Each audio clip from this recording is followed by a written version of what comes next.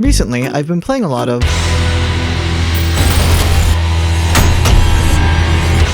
and at the end of every level, I noticed these special challenges that the player could complete for a fun bit of bonus content, and some of them seemed ridiculous. This piqued my curiosity, and I enjoyed the game a lot in my first playthrough, so I set out to complete every single one of these challenges. Starting with an easy one in Into the Fire. Kill 5 enemies with a single glass panel. Glass panels are just breakable floors in some areas. So all I had to do was find a room with a lot of enemies, like this one, get to a safe location, like this one, and break the floor beneath them. The next mission was not so easy. The mission for the meat grinder is to beat the secret boss. Now, I decided that I wasn't going to look anything up during this, meaning that if something was hidden, I just had to find it. So I started guessing. You see Sword's machine in various parts of this level, always just a little too far away to attack. So my first guess was that the secret encounter was him somewhere. So I followed the path of carnage that he leaves behind, passing this pedestal, remember this pedestal, and found this blue skull in a vent. If you haven't played Ultrakill before, skulls are essentially keys, because they open doors when you place them on the correct colored pedestal. Remember the pedestal from like 11 seconds ago? That was a blue pedestal. And putting the skull on it, it opens this door to a secret level. However, that is not the secret encounter. I had found the wrong secret. So I had to restart the level and scan through everything again, and this time I moved into the final room, where at the end of it, I turned around and noticed this gap under this crusher, on like my third run through. Going through that gap, I found exactly what I was expecting. Sword's machine. So I quickly, slowly took care of the fight, and closed out the level with just a little bit too much trouble. Then we get a break with another easy level. Double Down asks you to beat the level, but only kill one enemy. Walking through the level, I immediately got caught on the second room, which you needed to kill enemies to get through. I continued through, intending to seek out a way to complete the challenge, not finish it yet, and when I was approaching the last room, I noticed that directly below me was the starting room. The only thing standing in my way was a pane of glass. So, if at the start of the level, you break the glass and just climb up, you could complete this super fast. And you can climb walls infinitely if there's floor beneath you, which there is. So I immediately restarted the level and did just that.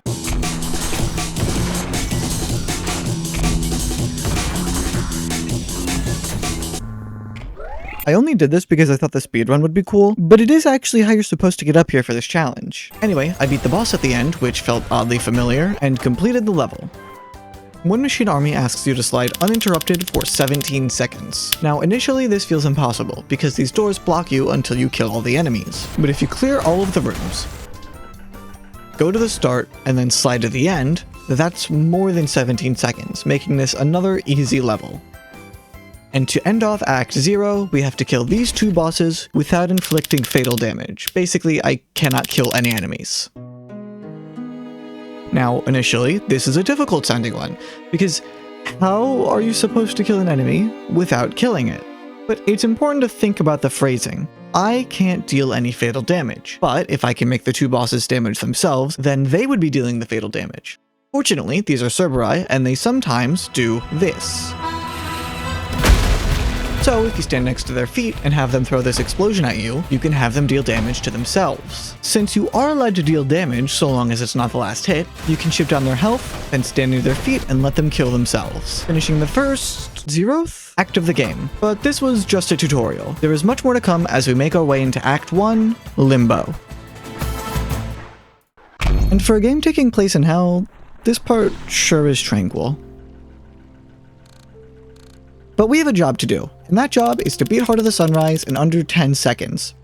Unfortunately, time was already up. So I figured I might as well take a look around to figure out how the hell this was possible.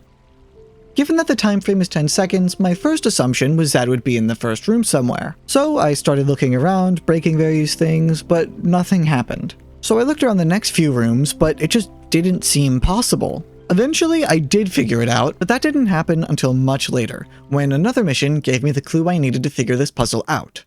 So for now, we're on to the Burning World, where all of that tranquility goes to die. Our objective is to beat the level without ever picking up any skulls. To reiterate, skulls are like keys in this game, so being unable to pick them up means that I can't open certain doors. Progressing through the level normally, I quickly ran into this door, which can only be opened by grabbing that skull. So this door is unopenable, meaning that there's some way to get past it before this point in the level. So I started looking around and immediately found this waterway in the very same room. It leads to a pylon, which you can charge with electrical weapons, and it drops you into another room, one that's really close to the exit. So I clear the remainder of the level normally and finish another challenge. The Halls of Sacred Domains asks us to beat another encounter, but this one didn't take as long to figure out. As soon as the level starts, the game explicitly tells you that you only need one skull to open the door. I wagered that the level emphasizing this so strongly meant that grabbing both skulls would unlock a secret. I was right. In here, we have to fight two swords machines who didn't pose much of a threat, and complete an easy challenge. And Clair de Lune was just as simple. Once again, I had to get through the level without picking up any skulls. Normally, you place the skulls on these pedestals to open this door, but you could just break the window above the door to get through, and complete the level normally. Bringing us to the next act, Lust. And this is where things get good. The objective of the first level is to not open any doors. That means anything except for the starting and ending doors. And we're already at a door. So there was absolutely a way around this in this room. And here it is. If you blow up this spot next to the staircase, you can jump out onto the roof of this building. But now we need to get around this building.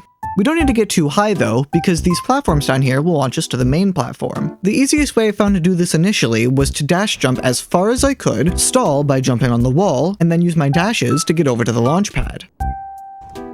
The next obstacle is this door. There's no other way into the building, so we once again have to find a way around it. Dash jumping won't work here because you can't get nearly high enough, and this wall is special so you can't climb it, meaning I needed something to launch me from down here to up there without relying on the wall. And I found just the thing. This shotgun, when fully charged, launches you in the opposite direction you shoot it from. So, if you gain as much height as you can, charge the shotgun and then fire it down, you can make it around. But hold on, you could use this to get around the initial area too, allowing you to complete the whole level way faster. And what if there's a way to launch yourself even further? Then couldn't you just go straight to the end? Well, to save those of you who are curious the trouble of looking it up, yes. But I didn't know about that while completing the challenges. I discovered it later. But this is what I mean when I say this is where things get good. This challenge had just taught me something that I could use to beat other levels faster too, and it made me curious whether or not there were other ways to propel myself like this. Because I happen to enjoy speedrunning, which is why I was super excited for this challenge in Death by 20,000 Volts. I had a blast with this one. I didn't know a ton of movement tech at the time, but the objectives for speedrunning this level are as follows. Break these 3 breaker boxes, get up the stairwell, through a few halls, break another 3 breaker boxes, and leave. And there was a bunch of cool routing choices that I got to make. And while I would love to give you a 20-minute tirade about this level's speedrun routing, this is not a video about speedrun routing. The big takeaway here is that this level served as a cool-ass introduction to how to speedrun this game, and speedrunning this level made me want to start speedrunning the other levels. But unfortunately, my speedrunning journey had to stop there for now, because the next level was not a speedrun. Instead, I had to beat the level without touching any water. Now, progressing through most of the level without touching water was super straightforward. Go through the rooms, kill the necessary enemies, break a wall or two. The normal stuff, just being careful where I was stepping. But then I arrived at the exit, and it's covered by a waterfall. Yeah, this level is more annoying than expected. I did quickly find this breaker box next to a water stream, labeled 1 out of 3, meaning that there was 2 more of these to find. Looking around some more, I found another one pretty quickly, but this one was labeled 3 out of 3, meaning that at some point I had passed one. And to save you the headache that was searching through each room like 7 separate times, eventually I noticed that there was a blue light in the corner of this room. Going up to it, there it was, the final box. I broke it, and lo and behold, the waterfall is gone. This was a really annoying one. But the climax of Act 2 was back to being cool again, because it taught me something valuable. Court of the Corpse King is a boss battle level. More specifically, a giant boss battle level. And the mission? Parry a punch. This opened my eyes to how valuable the parry is in this game. When playing the game initially, I only ever thought to parry isolated projectiles. But you can parry almost anything in this game, including rapid-fire projectiles, melee attacks. Hell, you can just punch people in the face for style points. The punch in this game is so much more versatile than I initially perceived it to be. This was an important lesson, but an easy challenge. So it's time for call to action. Wait, no, Gluttony. It's time for Gluttony. Belly of the Beast asks you to kill a Mind Flayer in acid. This is a Mind Flayer. Every so often, it'll teleport to a spot near the player. This is acid. It damages anything inside of it over time. Jump in, and the Mind Flayer teleports next to you. So you can just sit back and watch him die.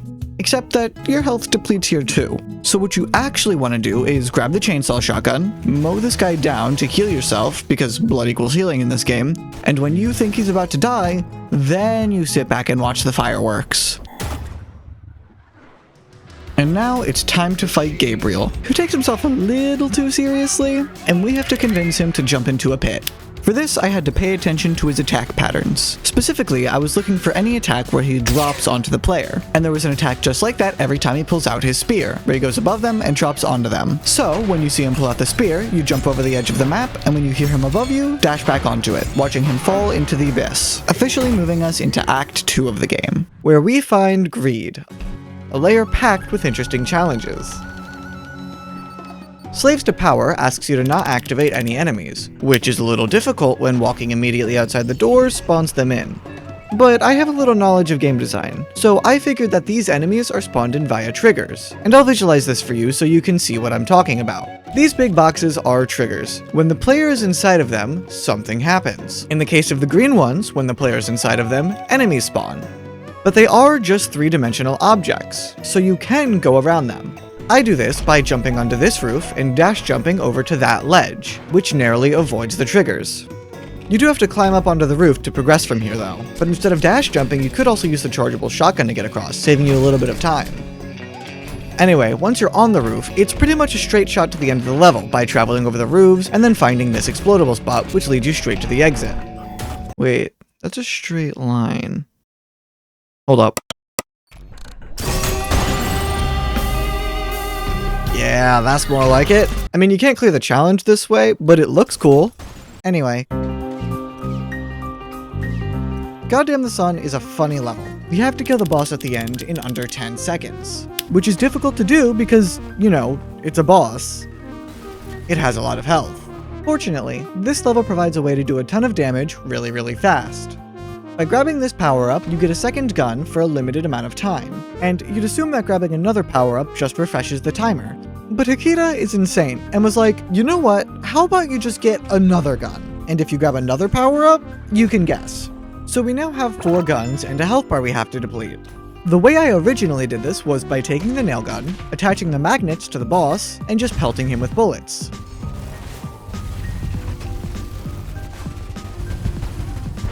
And of course, it can be done faster, like this. But when you have 4 guns, you don't actually need that much tech to get through this guy, although it is super fun to watch the health bar disappear like a magic trick. What's not fun is blindly wandering through a maze trying to find your way through. Unfortunately for me, that was the reality of a shot in the dark. The mission? Get through without the torch. The torch is your only source of light on this level. Without it, every single room is pitch black. And I was too stubborn to just go through the level normally to learn the layout. So I had to blindly make my way through and eventually found my way to the last room, where I realized, oh fuck, I don't know how to activate this pedestal. Normally you place a torch on it and then a bunch of enemies spawn, but we don't have a torch, so there either had to be something else to put on this pedestal or another way out of this level. So I started searching, while blind. And, sparing you the details, eventually I located this cracked wall. Can't see it? Yeah, that was the fucking issue. That's really aggressive. Can't see it? Neither could I! I only found it using the flash of shooting a gun. Anyway, going through the cracked wall, I find a skull, put it on the pedestal, which activates the final sequence like normal, allowing me to complete the level. I don't recommend being stubborn, it's not fun. But as if to lift my spirits after that disaster, the next level is more of my favorite, another speed level. I have to get to the boss door in 19 seconds. Excited, I sped through the level using every bit of movement tech I knew, and it took around 30 seconds. In fact, no matter how hard I tried, I couldn't do better than 28 seconds. And while at first I thought that it might just be tight timing, as I kept trying, it occurred to me that none of the other challenges were very difficult. They just required that you know how the game works. So this one out of nowhere being such tight timing didn't make sense. No, it was far more realistic to assume that there was a hidden path through the level. So I went through the level slowly to try and figure out what I was missing. And near the entrance, I found this, a skull behind a door. I knew that there was a locked door right next to the boss door that I was trying to reach, which made me think that I could grab the skull from right here somehow and then make my way through to the boss door. But I can't reach it from here. At least I didn't think so. So I started trying the options at my disposal. Shooting the skull but with a different gun, and sure enough, there was a way. Using the grappling hook, you can grab skulls from a distance and place them back down. You can also grab enemies, but I never remember that in practical situations. You've actually seen me do this a few times throughout the video because I wanted to re-record some footage now that I have a 1080p monitor. Which just goes to show that these challenges really teach the player how to use the mechanics of this game, especially ever since Lust. Looking back at them, there's momentum control, speedrunning 101, watching where you're going, how important parrying is, AI manipulation, how to prepare for bosses, memorizing levels, and how to use the grappling hook effectively. They're all teaching you something about how the game works, allowing you to get better at it as you keep doing them. It gives you the objective so you know it's possible, and you just have to figure out what it is. It's like a secret tutorial. And I was really enjoying learning more about the game like this, which made the remaining challenges incredibly lackluster for me.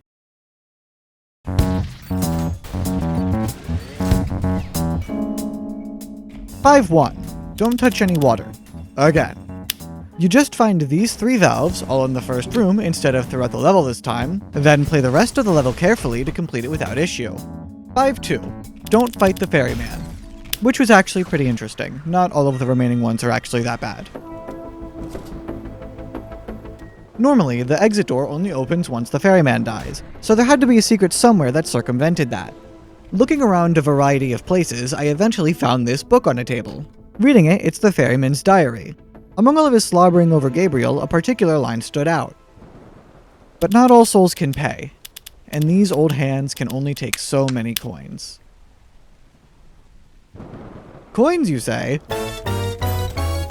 I haven't talked about it in this video, but this is the marksman. You can toss a coin with it, which is normally used for some combat shenanigans, but if this guy's talking about taking coins, surely he can take one more, right? And he can. But as the door opened, something lingered in the back of my mind. A secret way out of a level. Something not obvious at first, that I couldn't figure out the solution to. Things you can give coins. What was it? What was it?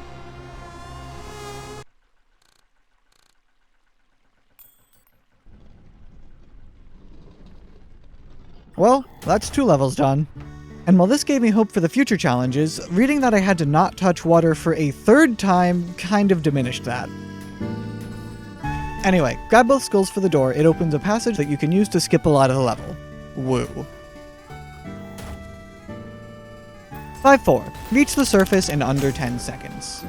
There's a boss fight in this level that you normally walk up to, and the ground slowly rises up to it. But if you can somehow launch yourself from the starting point to the surface of the water, you can go straight to the boss fight. And you'd think I'd be all over this because it's another speed level. But it's literally as simple as using the shotgun to launch yourself again, so it doesn't teach you anything new. Maybe it's trying to teach players that they can ride on top of rockets, which are obtained in the previous level, but players completing the challenges would already know that they can use the shotgun to launch themselves from 2-1. And for me, it didn't occur when this challenge came up to try and launch myself any other way. 6-1. Beat the secret encounter. Before falling down here, grab this skull at the last possible second, take it to this pedestal on top of this building, kill the bosses, finish the level. 6-2 is a little more interesting. You have to hit Gabriel into the ceiling. The lowest ceilings are on the left and right edges of the room, and I figured that the best way to do this was with the knockback punch. Which I always forget about, because why would you use that when you can... But in this case, you can use the knockback to push Gabriel into the ceiling. When he enters his second phase, there's actually a small period when he's falling down. I found this to be the best time to get under him and punch him up.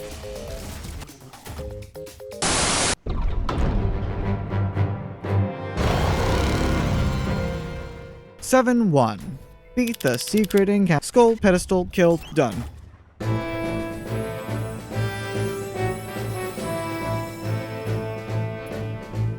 7-2, Light Up the Night, has the last cool challenge. The objective is simple: don't kill any enemies.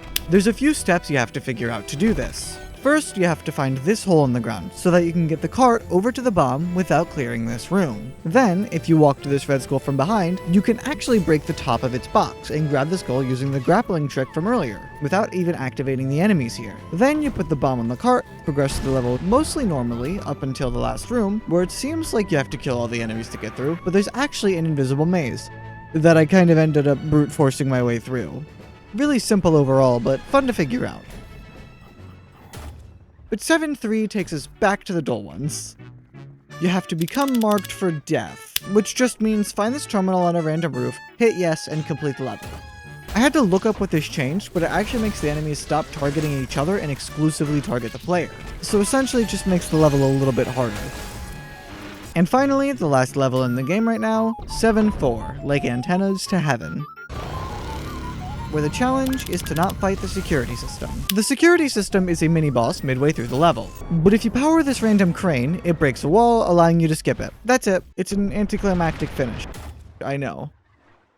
These challenges went from teaching players useful things about the game to simply adding gimmicks to certain levels. And it ends up feeling like repeat after repeat of, hey, look at these cool shortcuts. How about not touching water again? Make sure you keep that skull on you for the secret boss fight, which I personally found to be way less engaging than learning the capabilities of the tools at my disposal. And yeah, players can just look up all of this tech that the challenges teach and way more, and still have a great time learning about the game's deeper mechanics from online resources. But from a game design standpoint, it makes more sense to gamify the learning process like it was doing for layers 2 to 4. Otherwise, the recent levels are some of the best the game has to offer. I had a blast playing these casually. These challenges that I'm complaining about are a very niche, incredibly minor issue in my eyes. And there's still ones that I think are pretty good. Since most players won't even care that the game isn't going out of its way to teach more obscure tech because it's not necessary to beat the game, it's completely fine that these challenges aren't doing that.